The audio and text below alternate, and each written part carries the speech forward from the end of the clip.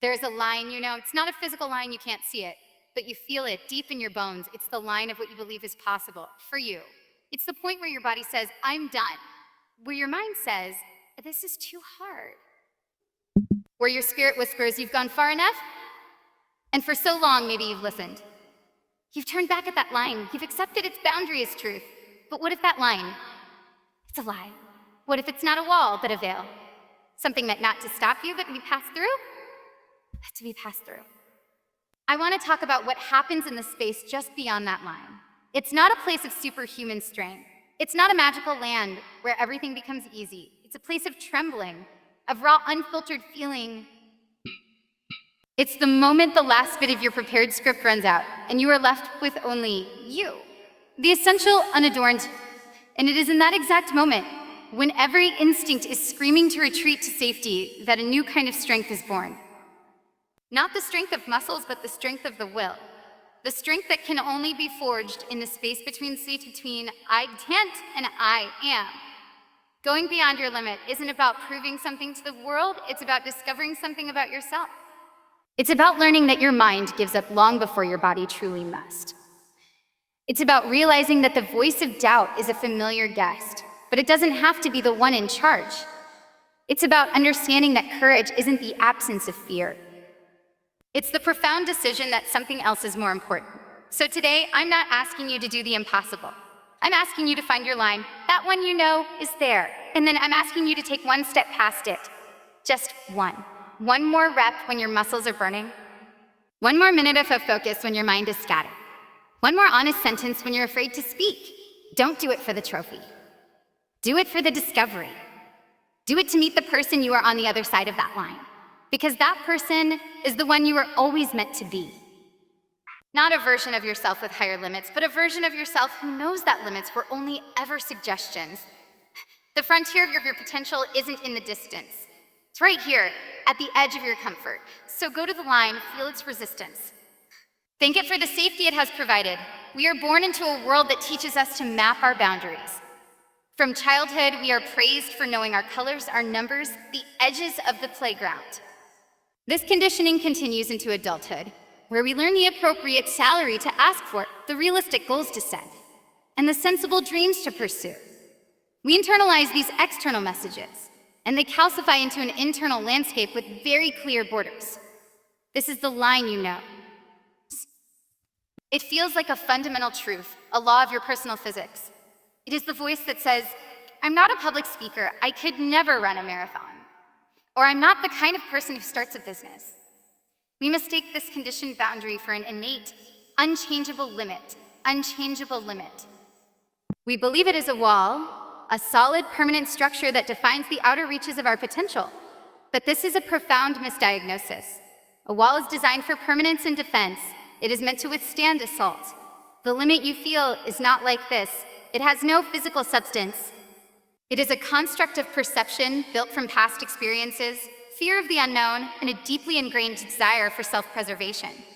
It is a veil. A veil can be brushed aside. It can be looked through.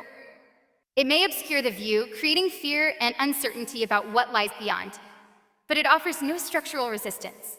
The feeling of hitting your limit is not the sensation of your head hitting a brick wall. It is the dizzying, disorienting moment when you stand at the edge of a cliff you believed was the end of the world, only to realize it was merely the end of the map. The territory beyond is still there, waiting. The resistance you feel is not in the world, but in your mind. It is the resistance of a story you have told yourself for years, a story that says this far and no further. To go beyond your limits is not an act of brute force against an immovable object. It is the quieter, more profound act of changing the narrative. It is realizing that the line was drawn in sand, not etched in stone, and that you have always held the power to redraw it. We often imagine that the moment of breakthrough is one of glorious, unadulterated power, a triumphant surge where we suddenly become superhuman. This fantasy is what makes the reality of pushing past our limits so disorienting. The space beyond the line you know is not a realm of effortless mastery. It is, as the speech describes, a place of trembling. It is a state of profound vulnerability where your learned techniques fail, your prepared excuses run out, and the polished persona you present to the world cracks under the strain. You are left with the raw, unedited version of yourself, stripped of pretension, vibrating with fear and effort. It is in this exact state of perceived weakness that a new, more authentic strength is forged. This is not the strength of the invulnerable hero. It is the strength of the resilient human. It is the strength that is born not from certainty, but from the willingness to endure uncertainty. It is the fortitude that emerges when you are holding on, not because you know you will succeed, but simply because you have decided that letting go is no longer an option. This strength of the will is qualitatively different from physical power. Physical power depletes with use. Willpower, however, can be renewed and even amplified through the very act of exercising it. Each time you choose to remain in that uncomfortable space between I can't and I am, you are not draining a battery. You are building a new muscle. You are teaching your nervous system that the sensations of panic, fatigue, and doubt are not stop signs, but rather the natural landscape of growth. Sinai, this is the alchemy of transformation. The base metal of fear and discomfort is transmuted into the gold of resilience and self-trust. The person who emerges from this crucible is not the same person who entered it. They have a new, unshakable reference point, a memory of a time they stood at their perceived edge, trembled, and chose to step forward anyway. This memory becomes a permanent part of their psychological architecture, a foundation upon which future growth can be built. We live in a performance-driven culture that often mistakes external validation for internal fulfillment. We are conditioned to push for a promotion to prove our worth to a boss, to get in shape, to earn admiration from others, or to achieve a goal to post about it on social media. This external frame of reference makes the act of pushing past our limits a fragile endeavor. If the primary motivation is to prove something to the world, then the world's fickle approval, or worse, its indifference, can instantly deflate our resolve. The effort becomes contingent on an audience's reaction, and when the going gets truly tough, that external motivation is rarely enough to sustain us. The speech reframes this entire dynamic. Going beyond your limit is not about proving, it is about discovering. It is an inward journey, a solo expedition into the uncharted territory of your own potential. When you are motivated by discovery, you are driven by curiosity, not by applause. The question shifts from will people be impressed to I wonder what I am truly capable of. This is a profoundly more resilient mindset. A failed attempt is not a public humiliation. It is simply data. It answers the question, what happens when I try this? And provides critical information for the next experiment. The person you are on the other side of that line is not a persona crafted for public consumption. They are your authentic self, revealed under pressure. You might discover a deep well of patience you never knew you had. You might find a fierce determination that surprises you. You might uncover a creative solution that only emerged because your usual, comfortable methods failed. This process is about self-knowledge. It is about gathering irrefutable evidence of your own capacity, evidence that no one can ever take from you. This intrinsic motivation is self-sustaining. The reward is not a trophy or a compliment. The reward is the profound and private knowledge of who you are when tested. That self-knowledge becomes an internal compass, guiding you with far greater accuracy than any external applause ever could. We have been sold a dangerous and accurate definition of courage. We are shown images of the fearless hero, the stoic leader, the individual who charges into battle without a flicker of doubt. This ideal sets an impossible standard. It teaches us that if we feel fear, the knot in the stomach, the racing heart, the voice of self-preservation, then we are not courageous. This belief system is a trap. It convinces us to wait for the fear to subside before we act, ensuring we remain perpetually stuck. True courage is not the absence of fear. It is the conscious, deliberate decision that something else is more important than the fear. It is a value judgment made in the mind and executed by the will. The courageous person is not devoid of physiological alarm bells.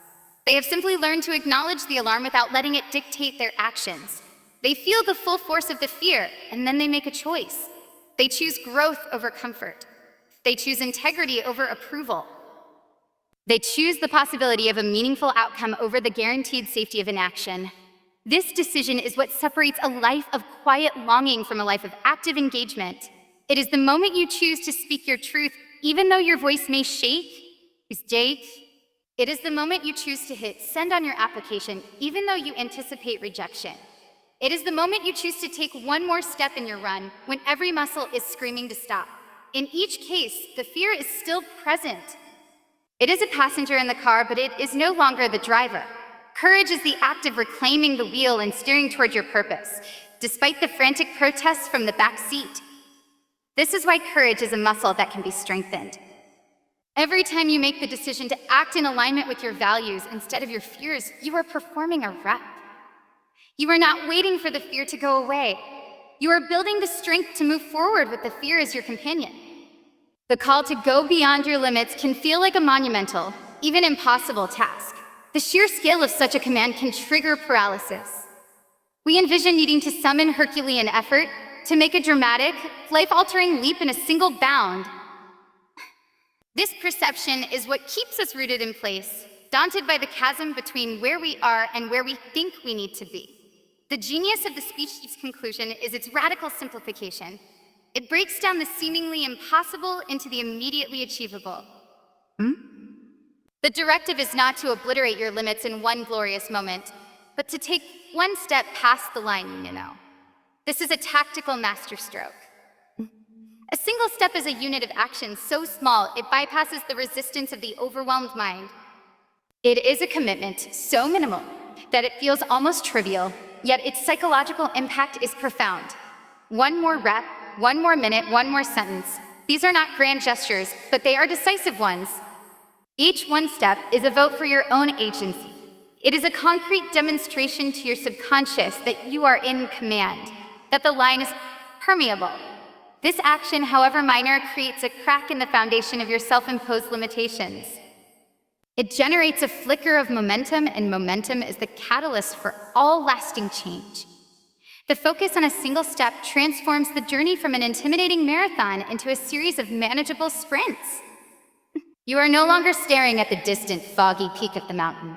You are simply focusing on placing your foot securely on the next stone in the path. This makes the process of growth accessible, sustainable, and far less frightening.